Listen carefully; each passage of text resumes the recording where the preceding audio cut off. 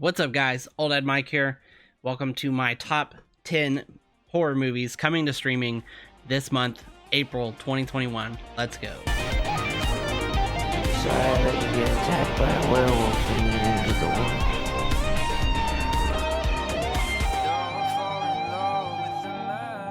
world. Alright, so disclaimer. These are not in any certain order. Kind of just feeling lazy today, and I think it works better if I split them up by streaming platforms. Although these are the top 10 out of all of the ones that I've gone through that are coming to streaming this month. And on that note, another disclaimer, I will only be doing Netflix, Hulu, and HBO for a couple reasons. One is these are the big three for me. Big three. Now, I'm not including Shudder because Shudder is awesome. I love Shudder. However, you know, every movie that goes to that is horror, and so if I went through that, it would just be too much to go through. And then also Amazon. If you see, I used to work for Amazon, so I don't really support them, but also they're kind of like Shudder. They have a ton of horror movies on there already, ton of 80s stuff. So if you're interested in that, go check that out, even though I hate Amazon. But I don't include those in my list. So Netflix, Hulu, HBO Max. But I guess other than that, let's dive in. Make sure you stab that subscribe button for me. Sorry, I've been kind of absent for a while. Just life, you know, been a rough year.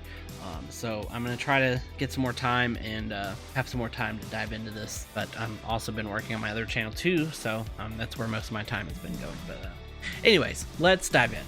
So first up, Netflix. Number 10, Leprechaun. You know Leprechaun. I don't have to explain it. Jennifer Aniston in one of her earliest roles, fighting off a mythical creature that's a leprechaun who's after his Lucky Charms. Yeah, not much to explain else there. It's cheesy, it's corny, it's good popcorn fun. Why not? You know, just go watch it. Number 9, Insidious. Most of you have probably already seen Insidious, but it's definitely one of the better horror movies that's come out in the 2010s. You got Patrick Wilson. I absolutely love that dude and almost everything he does. You got a unique kind of take on demon possession and you know, poltergeist type stuff. Kind of took the world by storm when it first came out with the you know, Darth Maul demon. And we've probably all seen it, but it's got to be on the list because it's again one of the better movies that's come out in the 2010s. Honestly, there's not that many that are great movies. So next, number 8 is Crimson Peak. This one comes to Netflix on April 16th. However, I will say I've not seen this, though I'm interested in seeing it, especially since it's coming to Netflix. Why not?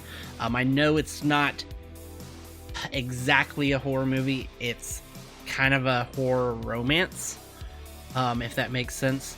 But you got Tom Hiddleston, really, you know, excuse enough to watch it by itself. But so I'm interested in seeing it. I know I didn't have time to watch it when it came into theaters and all that stuff, but I know it's very theatrical. Cinematography is crazy in it. I've watched videos on the cinematography. Very beautiful looking film.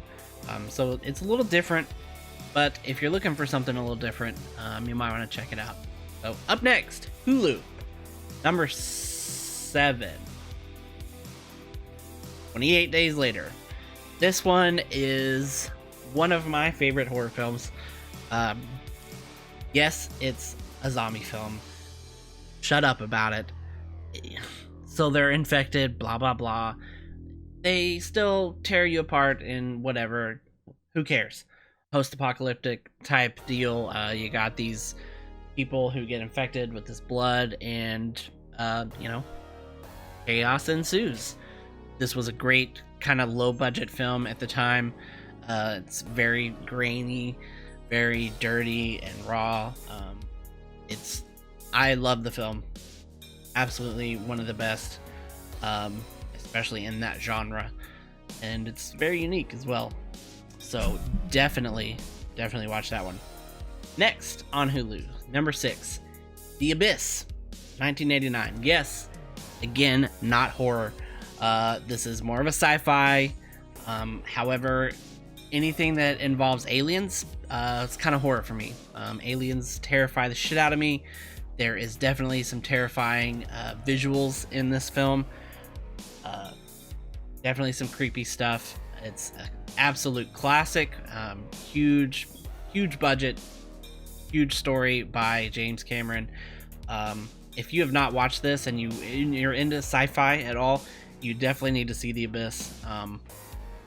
It's kind of long, but it's absolute classic, so definitely worth checking out. Number 5, The Dead Zone, based on Stephen King novel. Yes, there was also a television series based on it as well, but that one's a little different. This one is the film version, starring Christopher Walken. Been quite a while since I've seen it, so I can't say too much on it. I do have it on VHS over there, but it's a Stephen King film, and you got Christopher Walken, so it's making the list. So definitely check that one out as well. Number 4, Motel Hell. So I'm gonna get shit on for this one, Jesus, because I have not actually seen this film. I am familiar with its aspects, especially being in the VHS circles. I know it is a classic, the slasher. It's a lot different than a bunch of movies from that era. I'll read you the synopsis here if you've never heard of it. So, Farmer Vincent kidnaps unsuspecting travelers and is burying them in his garden. Unfortunately for his victims, they're not dead. He feeds his victims to prepare them for his roadside stand. His motto is, "It takes all kinds of critters to make Farmer Vincent's fritters." The movie is gory, but also a parody of slasher movies like Last House on the Left. So again, as I was saying, it's very different.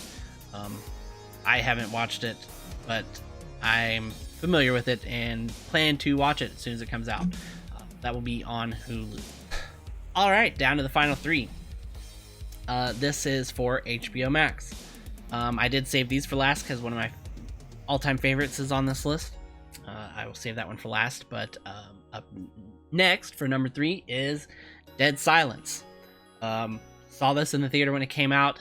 It's flawed. It is a flawed movie, but it's very, very different. Very different. There's a twist in there if you've not seen it. Definitely check that one out. I believe that was James Wan, wasn't it? Let me double check. One of his, yeah, it is. It was one of his earlier horror movies. James Wan, who also did Insidious, that is on the list as well. So if you like that kind of universe, Conjuring, all that kind of stuff, check out this movie because it's a nice little surprise. It's good. Second movie, down to number 2, The Return, 2006, with Sarah Michelle Gellar. Yes, this movie is not amazing.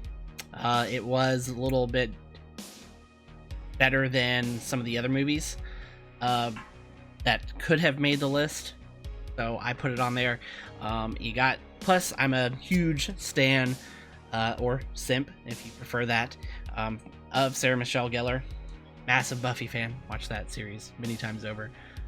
It's still kind of in the vein of The Ring and The Grudge, those types of like teen ghost horror movies. Not as good as those, but if you haven't seen it, it's definitely kind of worth checking out just to see, especially if you're bored. It's got some creepy elements, I'll say that, but that's really all there is to say about that movie. And on to the number 1 of my favorite movies of all time, little special 2005 horror movie called White Noise. I mean, how often do you get Michael Keaton in a horror movie? This one had several moments in this film when I saw it in the theater that absolutely terrified me, scared the shit out of me. Especially being, from 80s, 90s generation, when you'd have the TV on late at night and you just have the static. You don't really have TV static these days. So being around that and watching this movie really kind of messes you up. Has some terrifying aspects. It's another one that's very unique, a little different take on ghosts, poltergeist type stuff. Deals a lot with the afterlife, suicide, things like that. I've just always been super into this movie. God, it's honestly been so long since I've watched it, but I'm looking forward to it coming out. So gonna have to see if my girlfriend's seen that, because she probably hasn't. Definitely check it out. And that's the end of the list. I do want to mention though, if you're on HBO Max, Critters 2 and 4 is on there currently, but that will leave. I think it leaves at the end of April, but definitely go watch those if you haven't already. But yeah, so sorry I kind of missed out on these the past couple months. I know I did it in January, I think it was, and kind of dumb that I didn't do it after that. It's like one video at least a month that I could have done. Just mental stuff, laziness, I don't know, who knows. But appreciate you guys being patient and staying subscribed to the channel and watching these videos. Means a lot to me. One day I would like to have this channel reaches the heights of my metalcore channel. Who knows? Stick with me and we'll see what happens. Check out all the movies on the list. Let me know if you found a movie that comes out this month to streaming that you like, or if you watch any of these you haven't seen them, come back, let me know what you thought. I'd like to share that with you guys, share your thoughts with me. So yeah, other than that, make sure you stab that subscribe button. Helps me out a ton. Check out my Patreon, all kinds of other stuff, social medias, and my other channels down below. And Old Head Mike signing off, reminding you, never too old for this. Someday, love will find you.